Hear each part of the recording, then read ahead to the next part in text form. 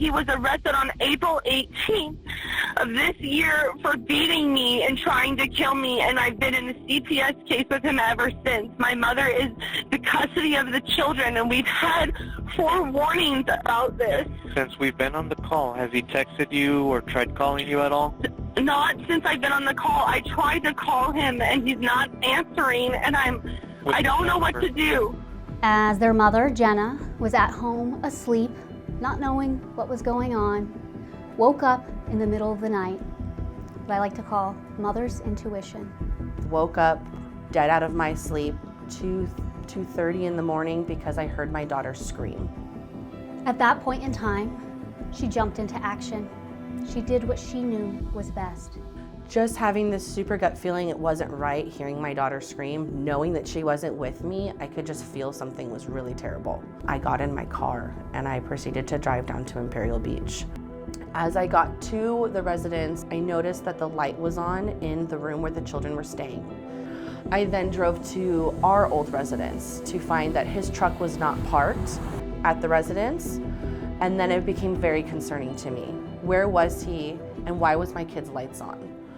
I was then issued a text message from my ex-husband of a picture of my daughter sitting in the front seat with no seatbelt, no car seats. It was the most horrific text message I've ever received. She received messages, missed calls from the defendant. One of those messages read, "I told you, the girls are going to heaven and I'm going to hell to wait for you." I then knew it was up to me to make the next step to save my kids.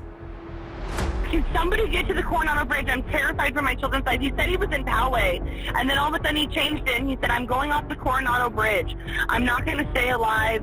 These girls don't deserve this. He's talking about suicide. It was so terrifying not being able to do anything and being so helpless. I left. I'm going to search for my daughters. Jenna, I let the deputies know that you were on your way to the Delaware Street address. That's where they're going as well, okay? And I can't wait there. I'm going to the Coronado Bridge. I can't wait there. I remember going like 120 miles an hour down the Coronado Strip, just begging and pleading with the officers, please ping his phone. He keeps calling me. At this point in time, all local law enforcement agencies are working together and trying to track this individual down. We do know that law enforcement was successful in being able to ping his cell phone, to which there was locations in the La Jolla area. That broadcast was put out for dispatch, at which point in time there happened to be a lieutenant in an unmarked vehicle in the area. He was within 2 blocks of the vehicle to which he believed to be the defendant's truck. I was pleading for their lives. And then all of a sudden the phone hung up and it was silent. Despite Jenna's best efforts, doing everything she could, pleading with him, trying to talk him down, notifying multiple law enforcement agencies, even trying to find him and her daughters herself. That threat turned into a reality when the defendant shocked the world by driving his truck off Sunset Cliffs with his twin 2-year-old daughters trapped inside the vehicle.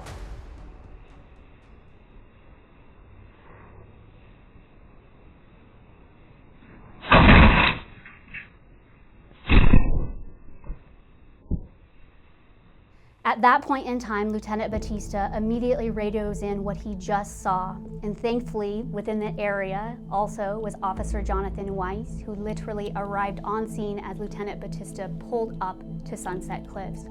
Those 2 officers immediately radioed out, at which point in time, further SDPD arrived on scene. I truly believe that if Jenna would not have done what she had done, which is locate and try and track down multiple law enforcement agencies, those agencies would not have been able to work together and may have not been on scene at the time that this truck drove off the cliff. Officer Jonathan Weiss creatively thought and used a 100-foot dog leash that he just happened to have in his vehicle as a canine officer, and with no other way to rescue those girls, used it along with other officers to literally tie it around his waist and jump off Sunset Cliffs. It was dark out, the sun hadn't come up yet.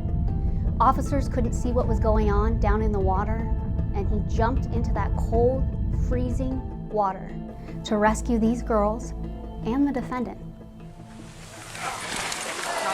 Come here. It's okay. It's okay. It's okay. Let's get you going.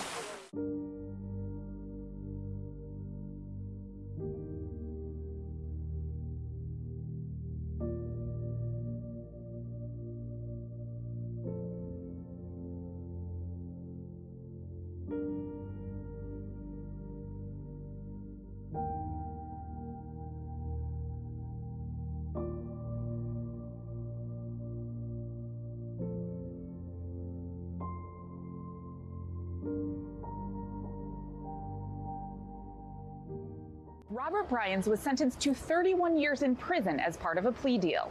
He, the girl's mother, and the judge all agreed they were lucky Haley and Aubrey survived. I stand here today, not just as a mother, but as a testament to resilience. Jenna Bryans wept as she told the judge how grateful she is that her girls are alive. 4 years after he drove their daughters off Sunset Cliffs, she says the sentencing of Robert Bryans was a victory. It's nice to finally have closure today.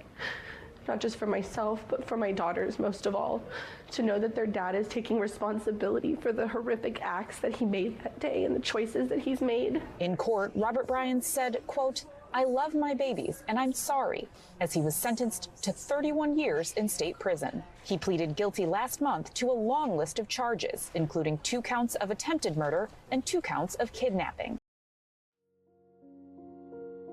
Jenna deserves to be awarded for her courage, strength, and literally unwavering love for her daughters.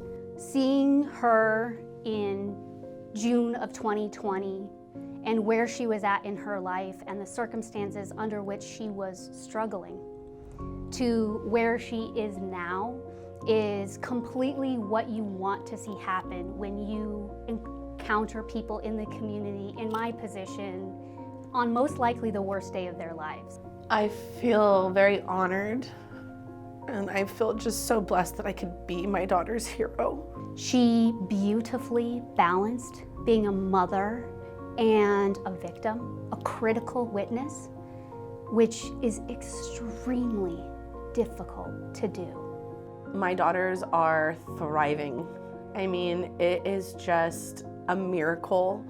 I get to watch them swim. I get to watch them go back into the ocean and not be scared. They've learned to rise above their trauma and to not let them stand in it, but to rise above it. And I'm just so proud, so proud.